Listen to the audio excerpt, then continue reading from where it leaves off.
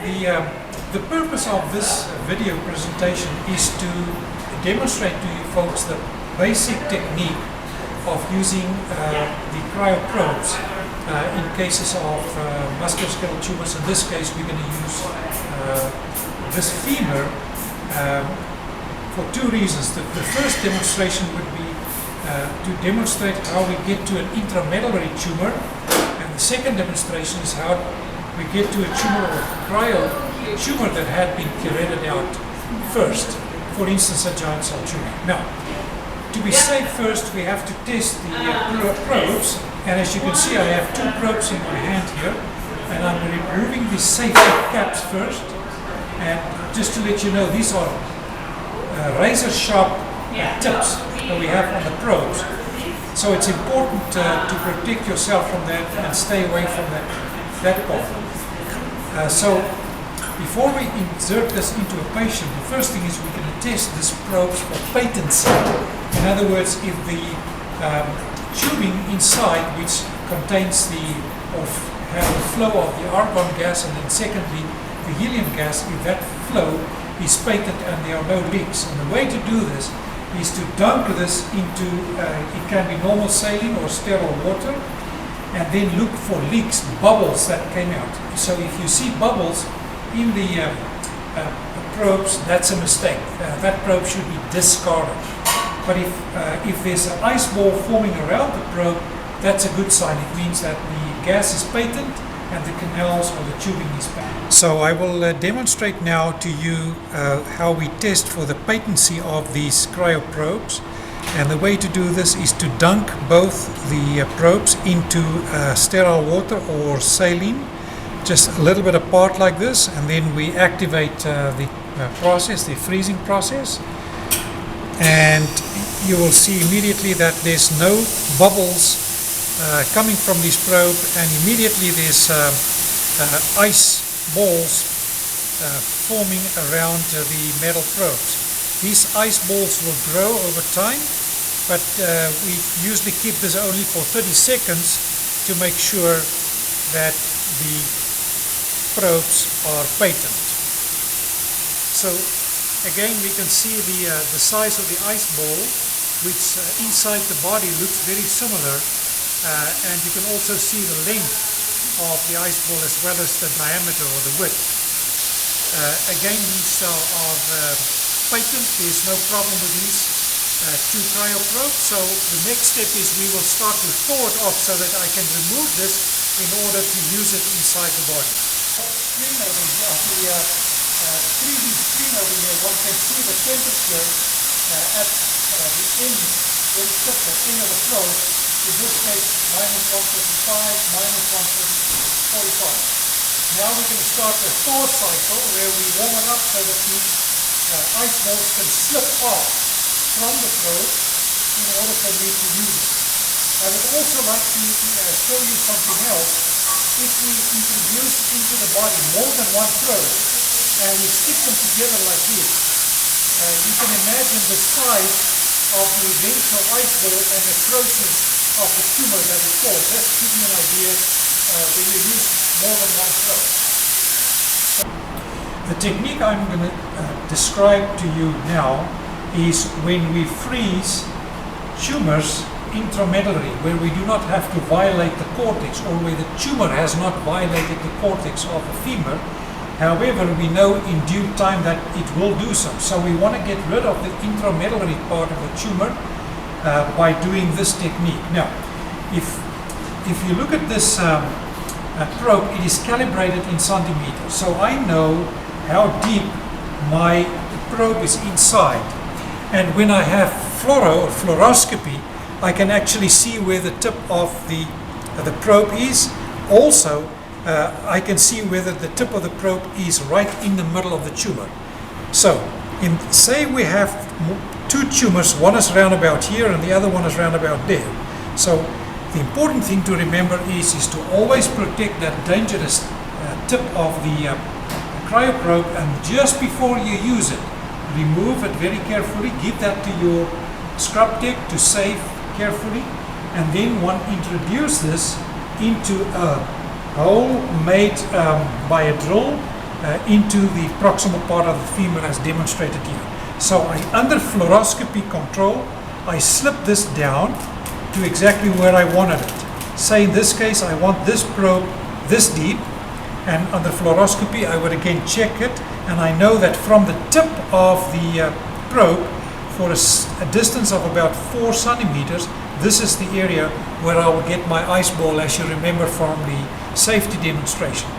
Again, this is my second probe, and we may ask the technician to what we call stick the probe inside so that it doesn't move, just for that segment. So again, very carefully I remove the safety cap and give that to my scrub tip, and again in this case I may introduce this for say half that distance, round about say to there, and now again I ask the cryotech to stick these two in this position. I may check that under fluoroscopy to make sure that the entire segment is frozen, or if I have just one lesion proximal, I may even get this one out a little bit more depending on where the lesion is. And now we start the freezing cycle. So in the case where I've used this diameter probe, I know from experience that if I use anything from 5 minutes to 10 minutes would give me an adequate freeze pending the size of the femur.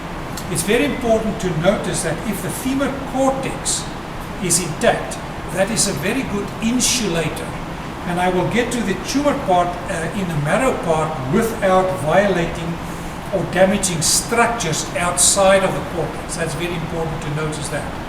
However, if I know that my tumor has broken through and my catheter is close by, I should pay close attention to the fact that if there are close neurovascular structures, not to violate or freeze those as well. So we're going to put on the machine right now, the cryo machine, freeze this as an example for you, and then show you how the temperatures again drop inside the field. Let's look at the screen before we start the freezing cycle. If we look at 3 and 4, which is our two cryo probes, 3 and 4, we notice that the temperature is plus 11 degrees, for instance, Celsius, and this one is plus 8. So now our cryotech will put on the machine and start the freezing cycle. 3 and 4, freeze, and 4, and freeze, and I think 3 went. There we go. Yep, good, good. And immediately we can see how these two temperatures at the tip of the prosthesis, at the tip of the catheter is freezing to that temperature. Also we have the time that the cryoprobes is active up here, so you can watch this as time goes on. And say for instance in this case we want to freeze only for 5 minutes, we will stop the freezing at 5 minutes and start the thaw cycle. Now it's very important to notice that when we do the thaw cycle in vivo in a patient, we do not want the entire thing the tumor to warm up quickly. So the thaw is only to extract the tube. In other words, the cryoprobe from the bone. If we do not thaw that part, we would not be able to extract the cryoprobe from the bone. So, since this is a demonstration, we will stop this at 1 minute 15 seconds. We may stop this now, since this is just a demonstration. And now we'll wait for the thaw cycle to kick in, and then I'll remove or extract these. So the thaw cycle has now taken place, and usually when the temperature is about 5 to 7 plus Celsius at the tip of the cryoprobe, I would be able to extract it. Now sometimes it's necessary to wiggle or turn it a little bit to get it out, and then we take it out, and again immediately we apply the safety cap to prevent any accidents and somebody get stuck with the probe. Second, same thing. I wiggle it a little bit around, pull it out, and put it back. Now, if we decide to do more than one cycle, it's easy to do that, since what we do is we keep them there and then start a new cycle after thawing the tumor to about 0 degrees Celsius. So this is the demonstration for the intramedullary part, and whatever I need to do further, if I decide to go with an intramedullary nail, recon type, to fix the tumor or the femur and prevent it from fracturing, this is the time to do it. The important thing about doing this, the cryo before putting the nail, is I prevent tumor cells, especially in radio-resistant tumors, being spread from the tumor site here way down into the femur. So this is just a nice technique to get local control, or help us get local control, especially in radio-resistant tumors. My next demonstration will be to simulate a tumor intraosseous, say in the distal femur, as we can see over here. And the first step is, if there is still an intact cortex, would be to make drill holes or use a high-speed burr and drill out that part of the cortex so that we might get access to the tumor inside. So in this case, I want to get rid of the window here, the cortical window, and access the tumor inside. The next step in aggressive benign tumor would be to extract the tumor with angled curettes and get out as much as possible.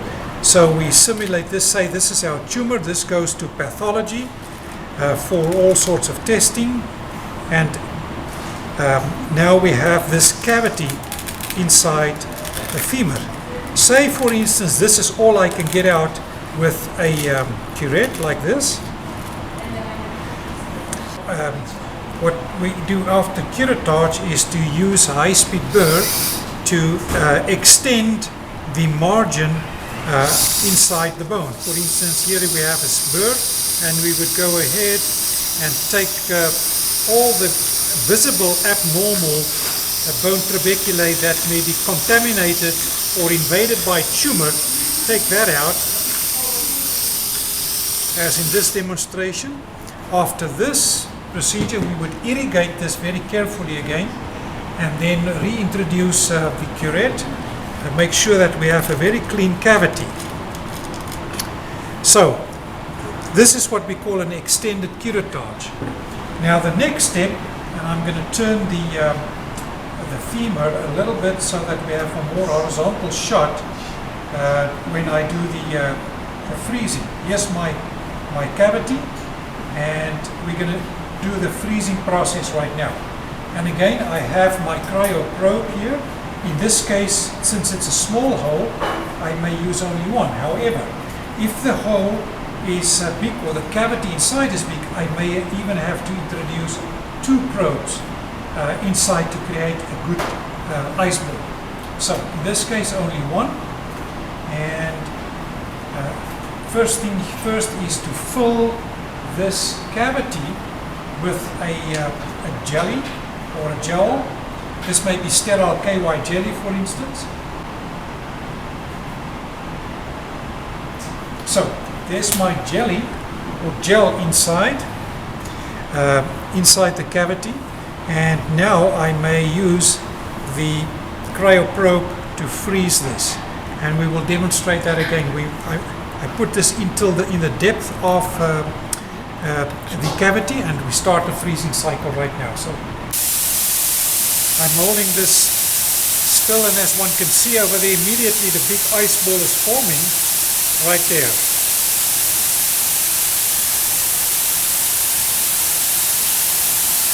And at one point in time it's so solidly frozen that I can actually leave this alone, but we'll wait for this to freeze properly.